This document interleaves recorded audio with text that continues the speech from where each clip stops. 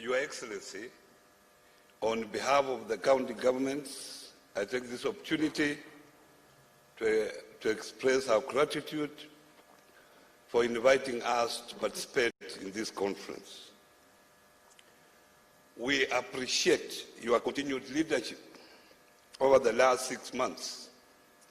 The protocols and guidelines developed since the first case was confirmed in the country have been useful in enabling the counties to confront the virus and reduce the infection rate.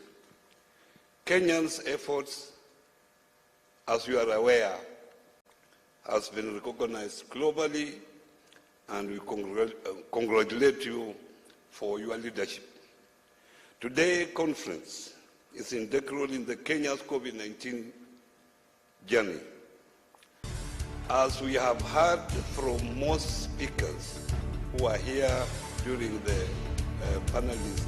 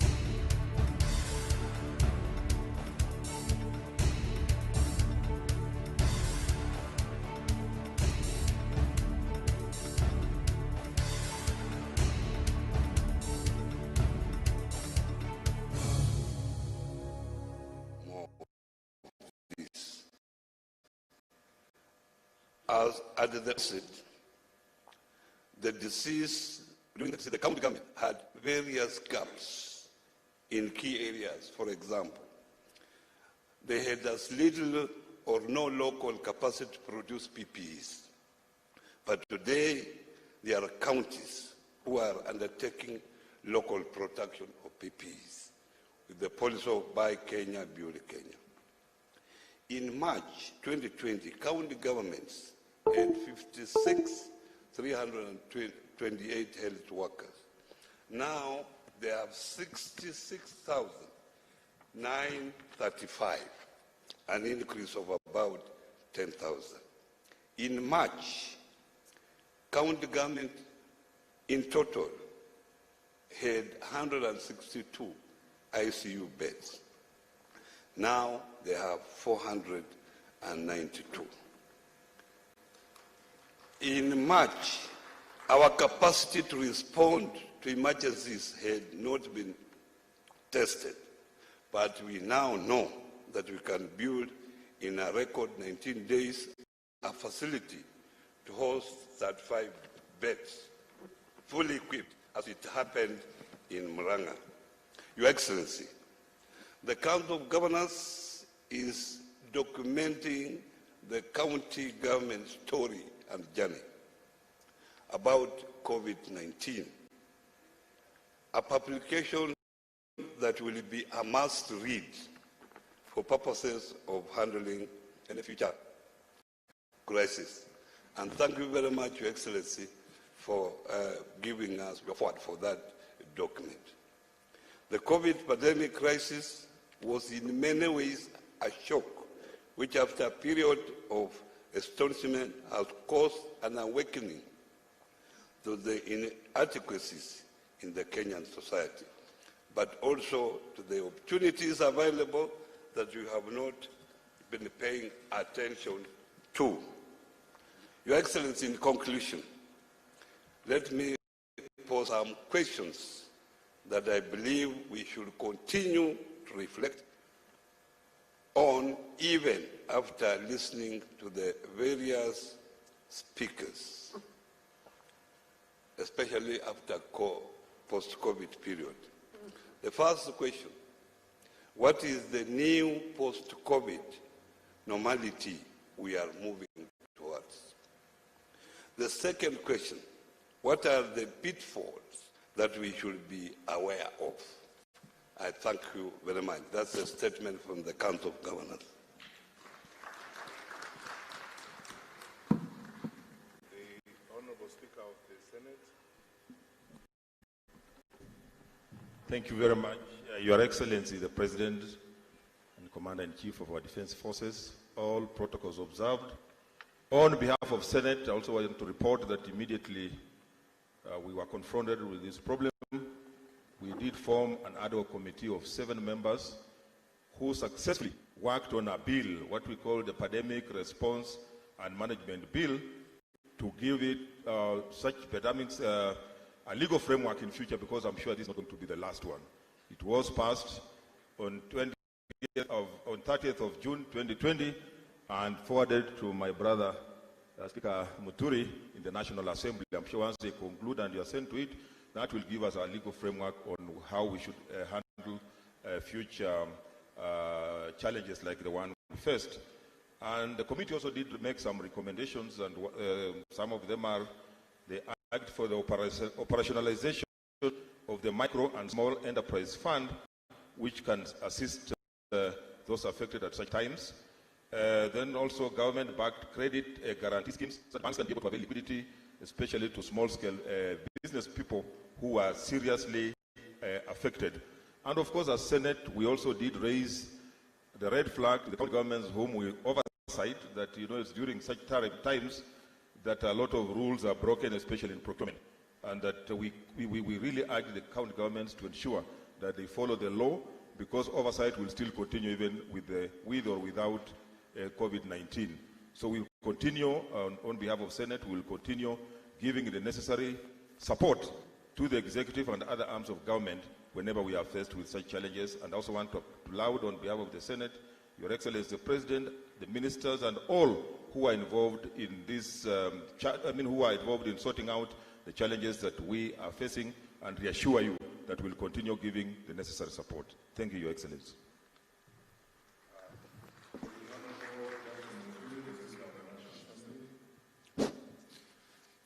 Thank you, Your Excellency.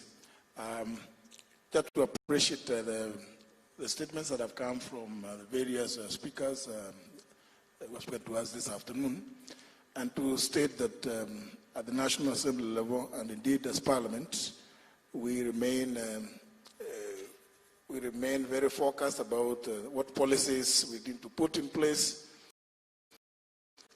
Of course, the various measures that CS Yatani has talked about, and the Honorable Taikagwe, they will not have run the force of law if we did not remain engaged. And we therefore would want to assure that going forward, what may come from the executive with regard to policies necessary to address the post-COVID-19 period will find us ready to engage because it is not rocket science to really appreciate that, yes, as has been said by Bishop, hope is extremely important at this time. Thank you very much.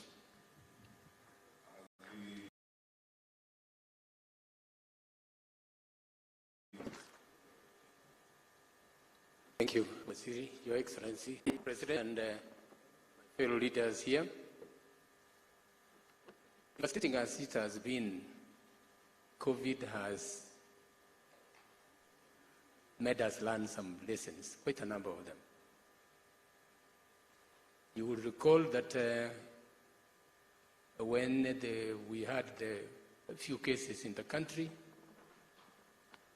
the judiciary was one of the institutions which immediately scaled down its operations. This is simply because of the crowds that cases attracted to court, and where we could not keep distancing.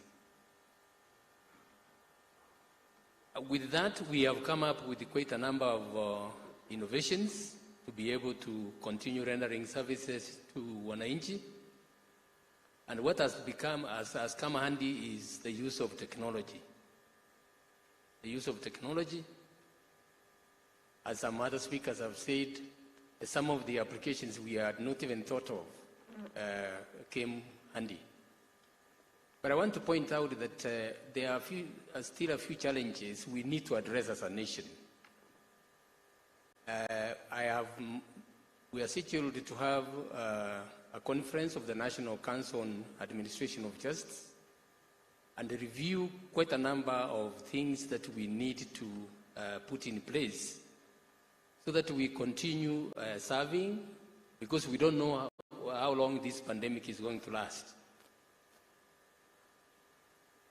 One of the challenges that we have faced is internet connectivity, quite a number of our courts in the country. Other than in the major towns, connectivity is quite a challenge. And yet, we have got to reach those people. So we want to meet. When we meet, we will make recommendations to Ministry of ICT on if there's something that can be done so that we are able to continue serving wananchi. I want to say that with this onset, of course it was in our plans, but it accelerated the process. We started e-filing because it was dangerous to have documents being filed physically and delivered to our courts. With that, we started e-filing. It had challenges initially with connectivity, but it has worked very well, and we are very, very happy with the progress that has been made. I want to report that in the Nairobi and the environs, we are now able to file cases electronically, and the judges and judicial officers are able to handle cases and proceed. And then shortly, we will be moving to other parts of the country. So I want to say that the lessons that we have learned, let us utilize that. Let us up our act.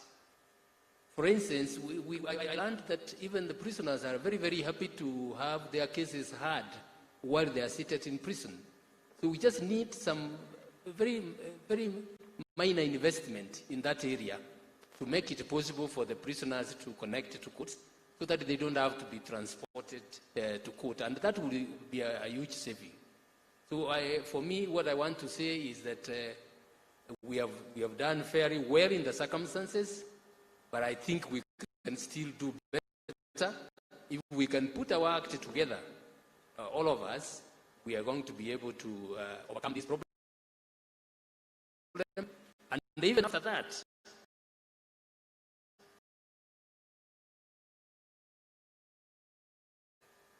let us not lose the lessons we learned.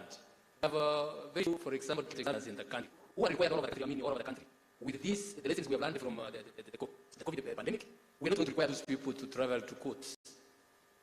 We are going to connect with them and have them testify from their offices. The same as the pathologists, the same as the ballistic experts and others. And I think those lessons learned, if we can utilize them, we will go a long way. I want to thank the Kenyans for the cooperation we have had, and let us continue, and we will succeed and get this over. Thank you very much.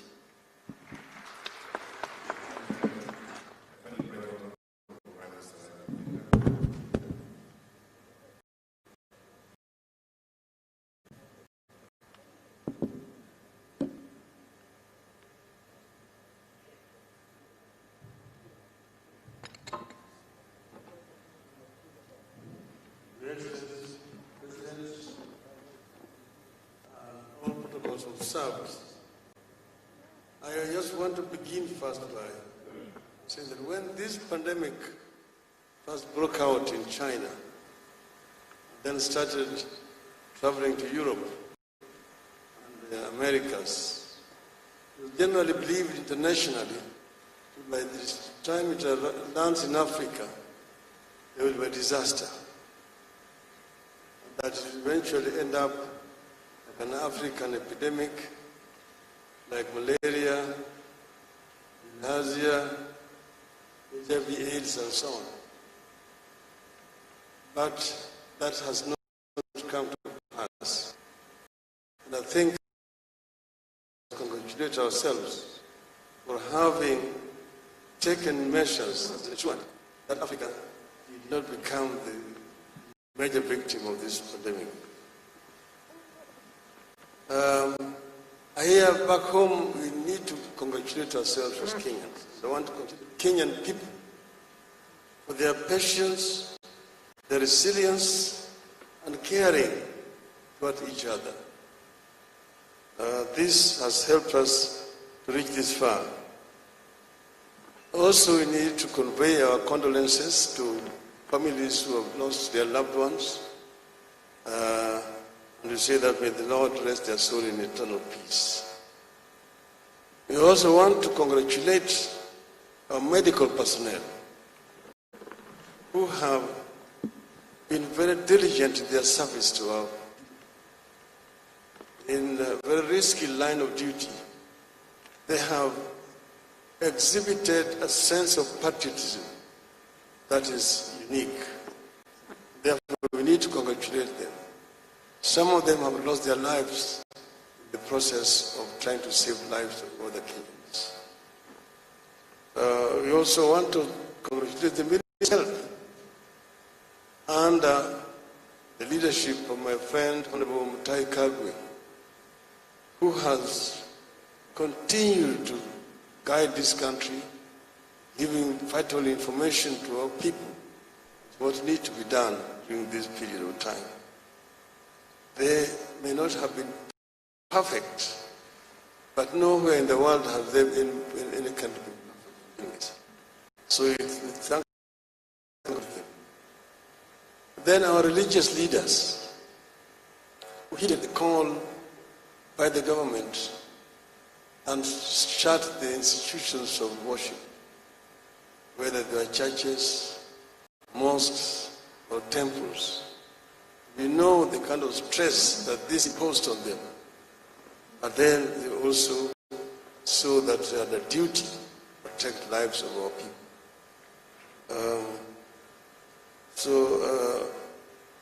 We want to congratulate them. But this pandemic has also produced young heroes in our country. The innovators, young innovators. There are people who are able to produce ventilators, beds, masks, PPEs, and so on in this period of time. It really shows a sense of innovation that our people have, and that given an opportunity, people can excel just along the other youth in the world. Then we want to also thank our small-scale farmers. Let's remember them. Those who produce cassava, potatoes, fruits, maize, millet, chicken, and so on, who have continued to serve our cities and towns during this period of epidemic. From Busia to Kitui, to Mandera, to all over the place, they've done commendable work. Then we have also our truck and van drivers, and border riders, who have provided a critical link between the production and consumption supply chain. Some of them have been doing this thing at great risk to their personal safety. But there's something that we have learned from this, Mr. President. over-reliance on imports in our country is risky and dangerous. When the world shuts down, like the world is shut down, you find yourself in a situation where you're completely helpless. That's the reason why in saying that made in Kenya and made for Kenya should not just be a slogan, but it must be something that we want to realize. That we must begin to manufacture certain essential things like pharmaceutical products, food products, things like textiles and so on, we need to produce in our country. And that we should move away from over-reliance on imports of essential things. We must have a national list of essential goods and products that must be produced locally. Finally, President, the youth of Kenya, during this period of time, have exhibited exceptional sense of unity and patriotism. Here I want to thank the government for coming up with this Kazi Mashinani, which has provided essential jobs for our youth, which are productive. The President, we need all the time to continue to have this conversation on how to expand our national cake. That our national cake must expand so that we can be able to feed most of our people. The reality is that our population continues to grow exponentially, but we are not producing enough to be able to feed our people. And there's too much concern about consumption, taking away from the national cake than expanding the national cake. This itself is actually a recipe for disaster. We must see that this national cake is expanded rather than just taking out from it and going to give it away from other people as alms, throwing it to other people's alms. This is a conversation that we're going to have on another day.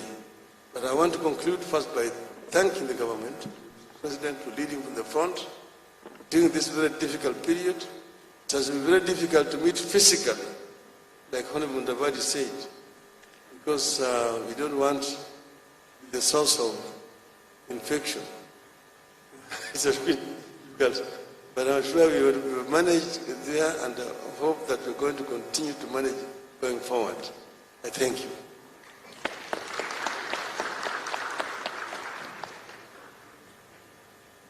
Excellency, distinguished participants, I request the gentleman up front to remain seated there for the next few minutes. On behalf of my colleagues, both in the National Emergency Response Committee, my colleagues in Cabinet, and the entirety of the executive branch of government that has worked together with our colleagues in the Council of Governors together. Your Excellency, we are very grateful for the opportunity, and we thank you so much for putting this meeting together. Ladies and gentlemen, we've come to that point that we have all been waiting for, and it's now my distinct pleasure and privilege to request you please to be upstanding as I invite His Excellency, our President, to speak to us and bring this meeting to an end. Your Excellency, sir.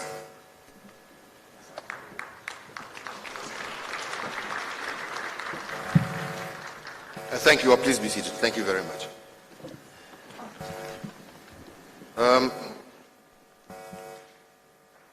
Fellow Kenyans and conference participants, my greetings once again. But before I begin with my concluding remarks, I would want to request that each and every one of us stand for a minute of silence for the 700 Kenyans whom we have lost during this period.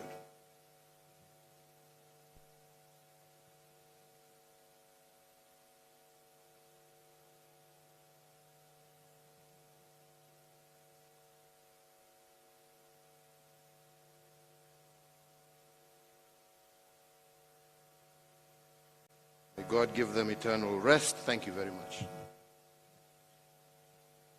Let me once again say how delighted I am today as we conference together, bringing teams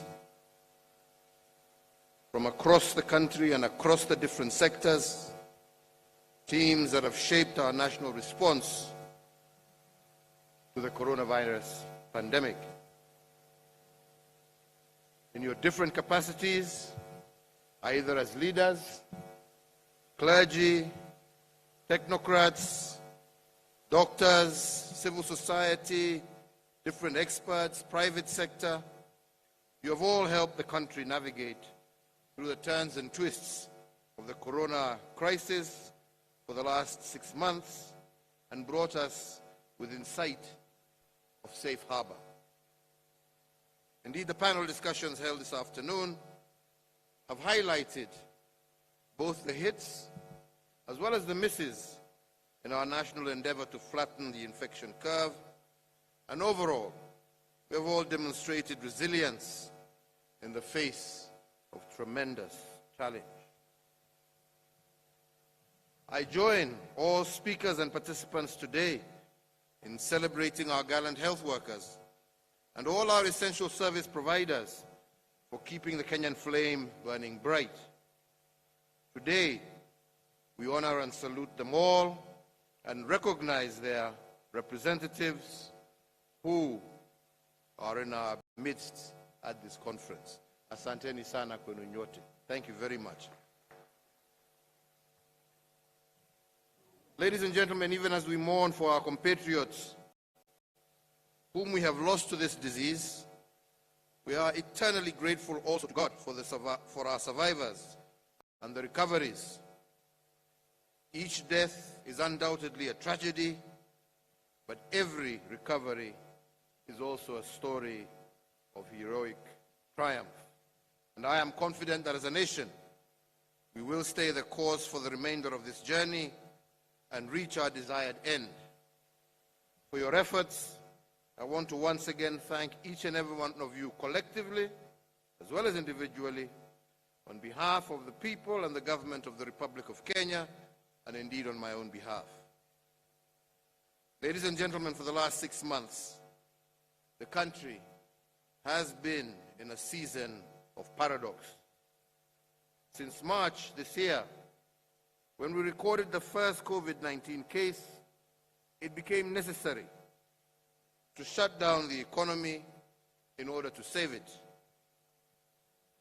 We had to avoid our loved ones, especially the elderly, because we care for their health just as much as we cherish their wisdom.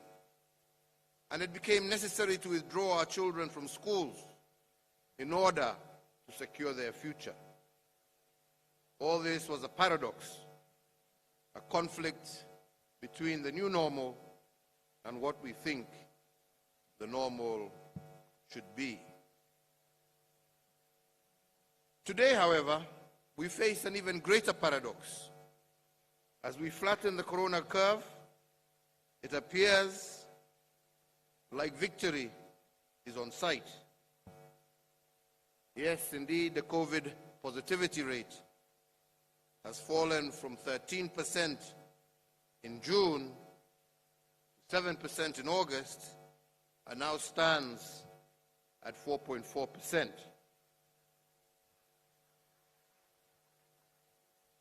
With these figures, we can all be tempted to celebrate, more so because we are now below the 5% positivity rate recommended by the World Health Organization for reopening.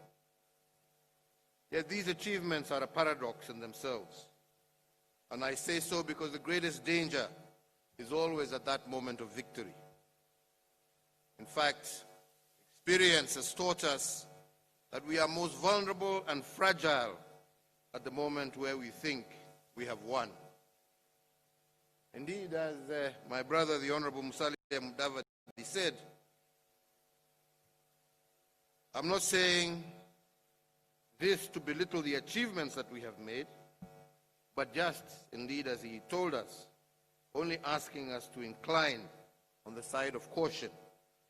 If we have won one battle against COVID-19, we have not yet won the war. The possibility of a second wave of this pandemic is real, as we have seen in other countries. As an affirmation that the enemy is still within our borders, we continue to record new infections every day, even as we speak. And in that regard, to forestall what is happening elsewhere, we must continue adhering to the protocols issued by the Ministry of Health. But we have also seen successes, and I am particularly delighted by the advances that we have made in the health sector. When we were hit with this pandemic in March this year, we only had 8 infectious disease isolation beds countrywide. 7 days exactly after the first COVID case was reported, we were able to increase this bed capacity to 60. Currently, and working in partnership with county governments, we have over 300 ICU beds and 7,411 isolation beds nationally. And this done in 6 months. These achievements are indeed phenomenal, and through you, Governor Oparanya, Chair of Council of Governors, I take this opportunity to thank you for the partnership that you and your governors have shown during this very difficult period of time.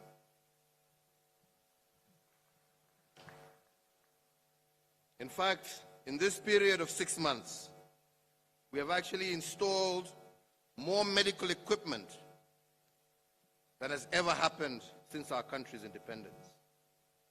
As an affirmation of our expanding capacity, and as we continue to use this moment to reimagine Kenya's healthcare, earlier this month, I presided over the official opening of our 5th National Referral Hospital, the KU Teaching Referral and Research Hospital.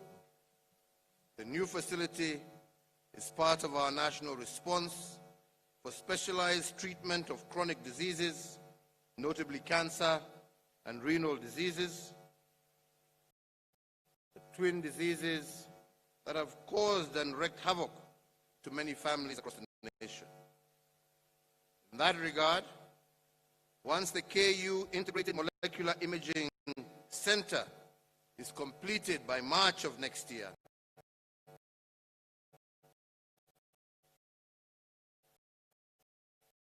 there will not be Kenyan to travel abroad treatment, cancer treatment. They will be able to handle that people now are currently traveling abroad for. Indeed, the referral facilities, coupled with the expanding infrastructure, will enhance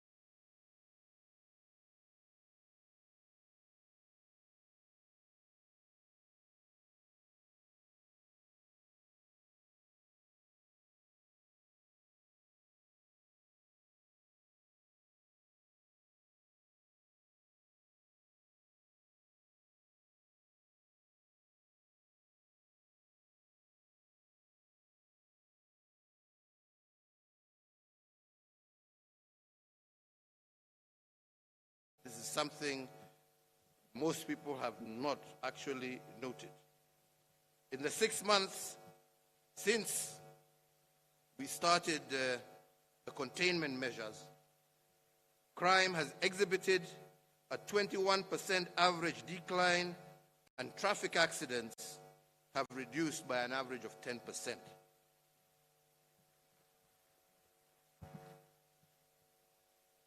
So with that, I want to conclude with some thoughts for all of us. As I said, especially with regard to our economy, and as I said earlier, that we are living in a season of paradox, an age where our new reality is a conflict with what we feel reality should be. Indeed, that is not only true of our social lives, but also true of our economy. Against all odds, as we have seen and heard today, some of our entrepreneurs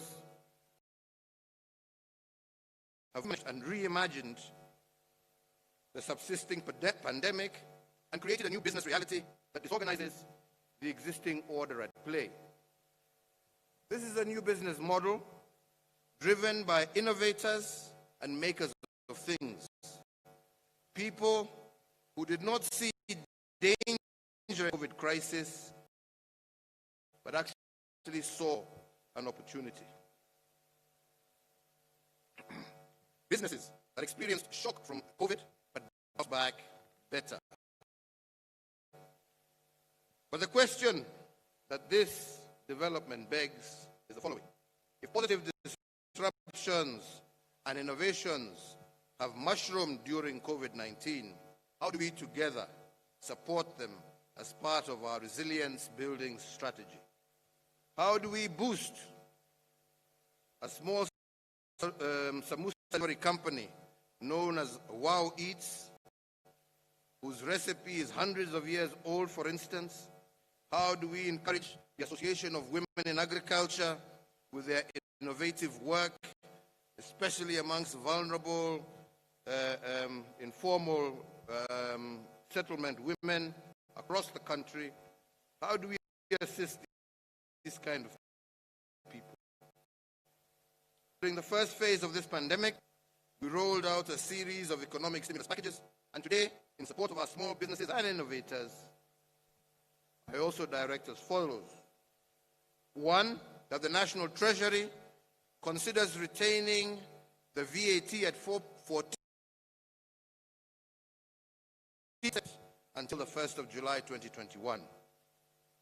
Two, that the National Treasury considers retaining the income tax rate, pay as you earn, at 25% until the 1st of January. That the National Treasury considers retaining the resident income tax, which is corporate tax, at 25% until the 1st of January 2021. And four,